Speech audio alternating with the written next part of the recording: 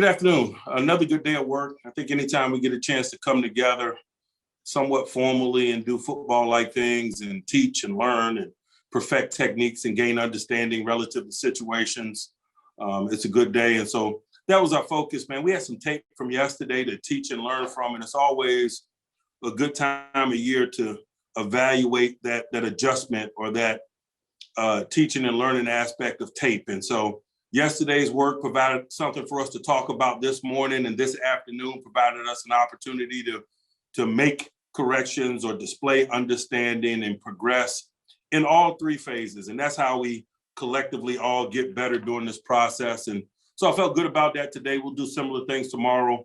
Like the collective attention, the detail of the group and the energy that they're bringing. By no means are we football ready yet, but I doubt that anyone is. If they're being honest with themselves this time of year. They're happy to address any questions you might have. Jim Colony. Yeah, Mike, earlier today, Terrell Austin had some nice things to say about James Pierre's development. And then he went out this afternoon, had a couple of picks, including on the fake spike. What can you tell us about his development? He's one of those second-year guys that we all have high expectations for. I think it's reasonable when you've been around a guy that's been in the program and kind of understands what to expect, what's needed of him physically, what's needed of him mentally, and so forth. And so, man, I think we're looking for all of those second-year players who gained experience. And that guy gained a lot of experience last year. He didn't play a lot of defense, but he had a helmet on every week. He was preparing every week. He was a critical component of our special teams unit. And that usually is an indication that the guy is ready to proceed and advance. And I think it's reasonable to expect him to do so. Okay, Mark Caboli. Mike, on that same, topic about second-year guys, Antoine Brooks, does he fit into that category? And what makes you think that he can play the slot? Is it because what he did in college? He played the slot for us some last year in regular season football games when Mike Hilton missed a block of time. One specifically here at home, he probably played 25 plus snaps or so of defense. So his college resume indicates that he has capabilities in that area. We've worked him there in the past. He's had some success. He'll be given an opportunity to continue to grow and develop and display those skills. And we'll determine when we get closer to the action how we divide the labor and who does what. But he's done a good job with that thus far. Brooke Breyer. Yeah, Mike, it looked like you spent some time talking with Dwayne Haskins after practice. What have you seen or learned about him as a player in the time that you've been able to work with him from OTAs to now? Really, I've been more concerned about Dwayne, the person, kind of getting to know him and getting an understanding of what he's been through and maybe how that shaped him, affected him positively, negatively, has affected the growth and development of his game. I think more than anything, Dwayne and I are just trying to get to know one another. I think it starts there, and then we can focus on some things relative to the game itself. I leave some of the minutia and some of the detail about his football development between him and Sully and in Canada.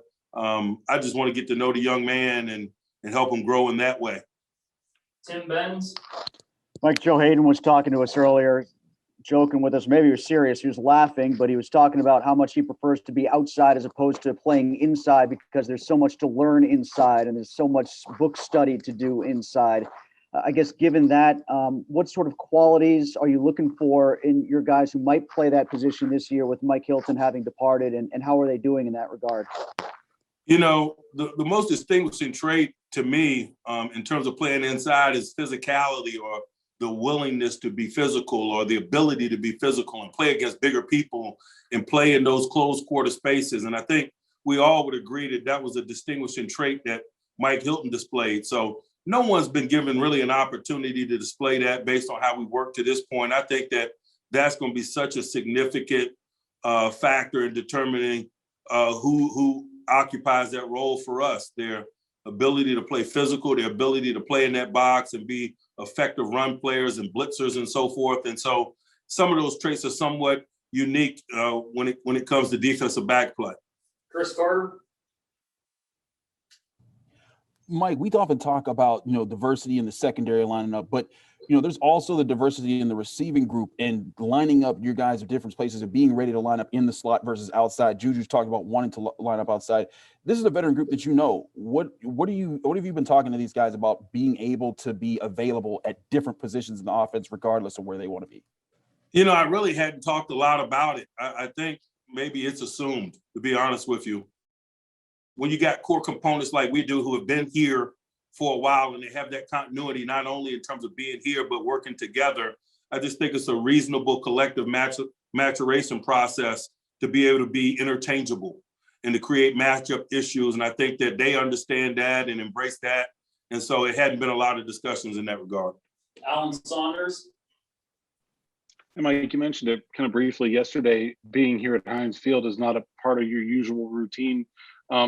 But this is 2 years that you've had to come here, I guess, because of the pandemic. But is there some advantages to getting guys in here? Normally with training camp at Latrobe, maybe you'd come here one time for a night practice and that would be it before new players came in here to play a game. Yeah, sure. There's some advantages from a familiarity standpoint. A guy can move around the building and understand how to move and not have that uneasiness associated with trying to find your way around here on game day. But now that we have preseason games and things of that nature, there'll be plenty of opportunity to gain that comfort. And so, I just like the environment more than anything. I like the environment of Heinz Field and getting familiar with making plays in that space. And I think it kind of helps in that way. Joe Rudder. Okay, I'm here. Having all the turnover you had in the secondary, how beneficial was it to have a Joe Hayden here? And what can the younger guys learn from his experience? The PG County boys, it just uplifts their day when Joe's here. Joe's a leader in the secondary. He's a leader of the guys from DC. But Joe is just a natural leader, man. He wears that in a very natural way, a very welcoming way. He calms the waters, if you will. He's a guy that displays veteran presence and poise almost in all circumstances. And so his presence value. Brian Batko. Mike, when it comes to the offensive line with Pouncey, Al, and even Filer gone now, who do you see setting the tone for that group? Does it just naturally fall on Dave because he's been here, or can someone like Zach Banner with his personality be a leader despite his own lack of playing experience at this level? I think that's something that happens organically through the process. I think when guys like me try to create that, it's not authentic. And so there'll be enough adversity and enough challenges and enough opportunities to let natural leadership abilities show throughout this process. And that's one of the, interesting subplots that I'm interested in watching develop. Didi Kinkabala. Coach Tomlin, this is a little bit of a football 101 question. Going back to something that TA said this morning about Mike Hilton and why you blitzed so much from there. He said it was a little bit of who Hilton was and a little bit of what you love to do as a defense. Why right now in this day and age is it so valuable to have such a physical presence in there at the nickelback, at the slot corner, and why does it work in your defense so well? I think just in general, at least from our perspective, I can't speak globally. We want to be able to apply pressure in all circumstances. And we're not going to let offensive personnel group or groupings or our groupings diminish our personality. And so everyone knows in our base defense, man, we like to bring our backers and so forth. And so when we go to sub, that's just an extension of that. And so we're exchanging one bird for another, if you will, or one chess piece for another. And so regardless of the personnel group we're in, regardless of the personnel group that an offense is in, we're coming because that's our playing personality. And we covet players who display those skills, and he was certainly one. Two more. Mark Taboli. Mike, it's been well documented about Deontay Johnson's issues with drops last year. Is that just a blip, or is that something you guys always have to, be on top of? I haven't given a lot of thought about it. Last year. Everyone starts anew as far as I'm concerned. And so it hadn't been a real topic of discussion, to be quite honest with you. Final one, Brooke Breyer. Yeah, Mike, there were a couple guys who were here and participated yesterday that were not here today, like Eric Ebron. Are their absences excused or anything that could be a long-term thing? There's nothing of any significance to report regarding the presence or the non-presence of anyone. Anybody that you didn't see was excused by me. Hey, James. They talked a lot about how you just came in here with an attitude that you would make the team. Have you had that confidence all along? And last year, I mean, the odds to make a team as an undrafted rookie were pretty much zero. Did that ever falter, your thoughts on an NFL career? I had a confidence knowing I can play in the NFL, but it's sometimes some things you can't control. You just got to work hard, take it one day at a time.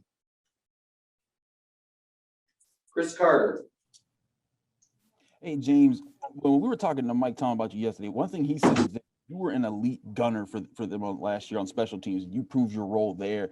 You had some experience playing outside corner last year. Obviously, you're doing some things here in OTAs. But what were some of the things that coming out of last year that they said, hey, James, we need you to work on if you're going to have that job at outside corner, things that they told you to improve on that you've worked on this offseason?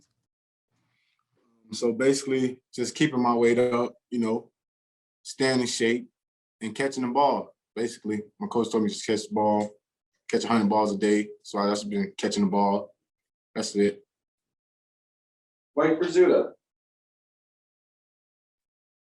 James, Mike Tomlin, Danny Smith, Terrell Austin have all been very complimentary about your play to us in these Zoom sessions. Do these guys tell you these things, and how much further along is your confidence now than it was last year? Coaches don't tell me anything, That's not their job to tell you, the player, you know what I'm saying? So it's like, I just got to work. I don't know what they're talking about, I'm just working. I'm just working every day to get better, lean in on the older guys, see what they do, see how they go out about their days, and just learn. I'm just learning, getting better. Brian Backo. Hey, what's up, James? I wasn't at practice today, but it sounds like from those who were, you turned in a pretty nice day. What can you tell us about the plays that you made? Can you take me through some of those as someone who wasn't there to see it? Just today, just like I had one bad play yesterday. I had one bad play, guy caught the ball. I just took it personal. I came in with the right mindset. I should come in every day like that. Every day, I just was a bit on myself from letting somebody catch the ball yesterday. So I just came in, woke up earlier than I usually do, attack the day, the right mindset. Jim Colony. Yeah, James, what's the best piece of advice that you've gotten the last year and a half from Joe Hayden? Oh, he always tell me I can play, So for him to tell me I can play, so it's I gotta be no drop off. So what he do, I gotta get in and do the same exact thing. So he always tell me no pressure, just play, even kill, not too big for you can do this. So he just motivation, keep me going. Tim Means. Sticking with that for a second, something that Joe Hayden talked about today with us was all the challenges that are present for guys who are trying to learn playing corner inside. When you got to go in motion, when you're blitzing, when you're falling back in coverage, the different things that you have to learn inside. In your experience, inside versus outside, do you find that to be the case too? Is it tougher playing inside, and is outside just more about what you can and cannot do physically? Inside, it's just more of your heart,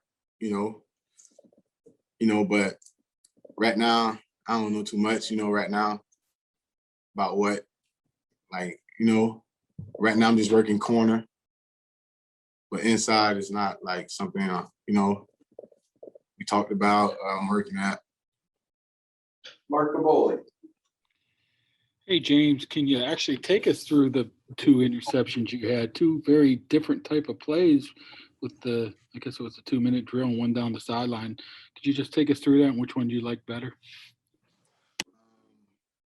I like the 2-minute because it actually got the whole team the energy of the defense, just to see the guys turning up with me, so it's just to start the 2-minute, then come in just to end it. It's just a good feeling just to see the guys pump, just the energy of the defense.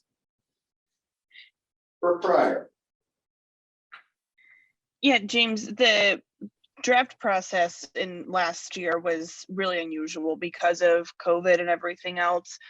Do you think that that kind of contributed to you going undrafted, or why do you think so many teams ended up missing on you and now you've been able to latch on here? Like I say, like I always say, like, I don't know, like, you know, it's some things in life you can't control, you know, you just got to control what you can control, you know. Money Kiffin always told me that, like, control what you can control and just work, you know, just keep your mind positive and just work no matter what happens. Because in life, things don't always go your way. Like, you don't even know, like, it's sometimes you can't control it. So you just got to work.